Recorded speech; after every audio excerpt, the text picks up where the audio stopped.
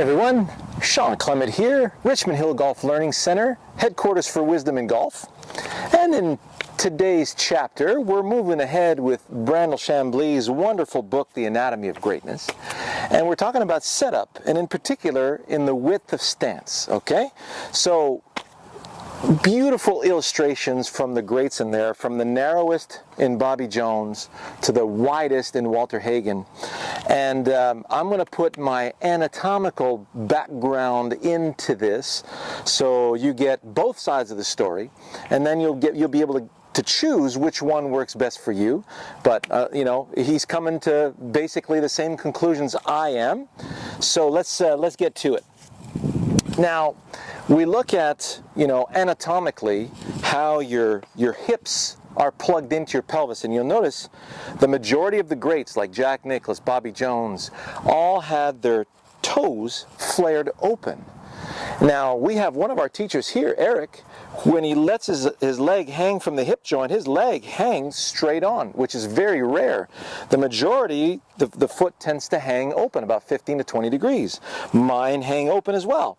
So this is what allows me full range of motion, and you will see later on, you know, as we go, and obviously if you've been a student of wisdom in golf, you know that we turn our hips and the left knee rotates in, and for many of you the heel comes off the ground, which is a great way to swing, by the way. We do it in both, you know, both versions.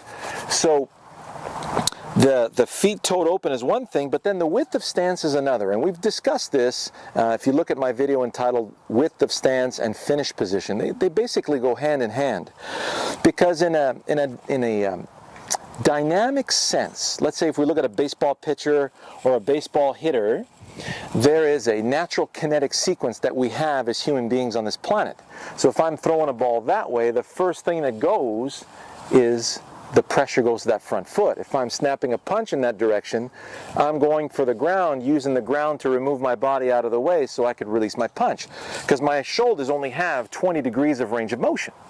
So because of that limited range of motion, that body really has to glide out of the way for a natural swinging motion to occur without any collisions, right?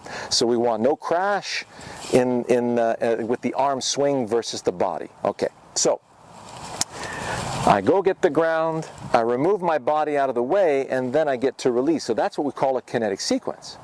So if you look at the width of the stance, if my stance was too narrow, we could still get a pretty decent kinetic sequence feet together drill. And we talked about how when the feet are glued together and the knees are together, I gather the backswing, I'm using the ground, I'm pushing off the ground to generate some speed, my arm club unit toward the target, but my right foot can't come off the ground. Because my right foot comes off the ground, I'm going to lose my balance. So I need that center of gravity to stay right on top of the feet. So this would be feet together, right? Slam that right over the red flag, and you notice how my feet are staying bolted, my butt is returning away from the target as my arms go toward the target. I got this wonderful catapult effect that, you know, releases my arm club unit to the target. Now, if I'm just a little, just a little wider, if I'm not wide enough, you'll notice I'm still protruding into the finish, and the weight's starting to go to the outside of my left foot. So that's going to, you know, create some tension and some strain on my joints on the outside of my left foot. So I want to go wide enough so that when I swing to the target, notice at the end of my swing, everything can finish on top of my left side. I still have that nice arch of my left foot secure to the ground like a nice suction cup, and my right leg is hanging freely from my hip joint without any strain. So that would be not wide enough. And then if I get wider than that, see what happens? My right leg starts to hang back, and it's actually starting to prevent me from getting to the target. So if I get too wide, then my kinetic sequence starts to suffer. It feels amazing at address because you feel super stable, especially if it's really windy out there. But dynamically, this can be a real dog, because you know, you're being restricted into the backswing, can't quite finish the backswing unless you do like Walter Hagen and really let that foot come in. You'll notice he has a beautiful windup in his backswing. But then on the way through that kinetic sequence, you're going to have some amazing flexibility, because that back foot is going to hold you back. And then for many of you who have too much of a wide stance, you'll notice that the foot has to drag forward. And then you get this beautiful scuff mark on the front of your foot, and your shoes start to look like, you know, no good.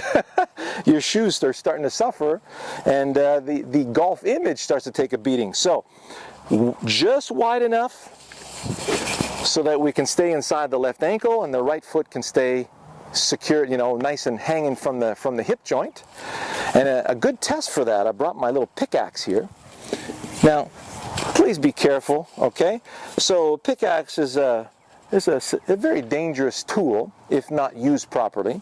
So if I go feet together with the pickaxe, or just, you know, too narrow, I heave it back and I let it swing through.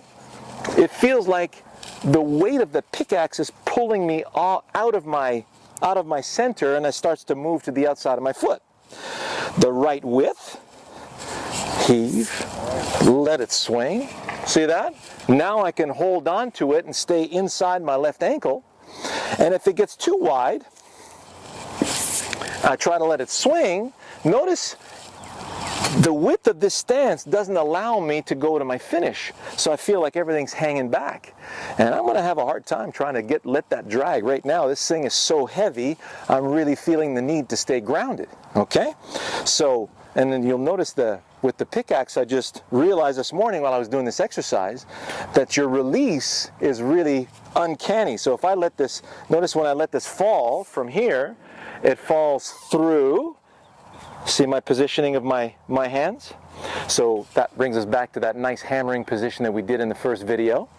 And then as it passes, it has to release. So notice how the weight of the pickaxe has to relieve my anatomy. And look at that, how the right hand crosses over the left hand. You have to let this happen or else you'll injure yourself. So this is a great way to feel just how emphatic that release of that right hand over the left hand really is. And it's the same release as if you were hitting a baseball over the pitcher's head. So I hope you enjoyed that. And we'll see you in Brandel's next chapter.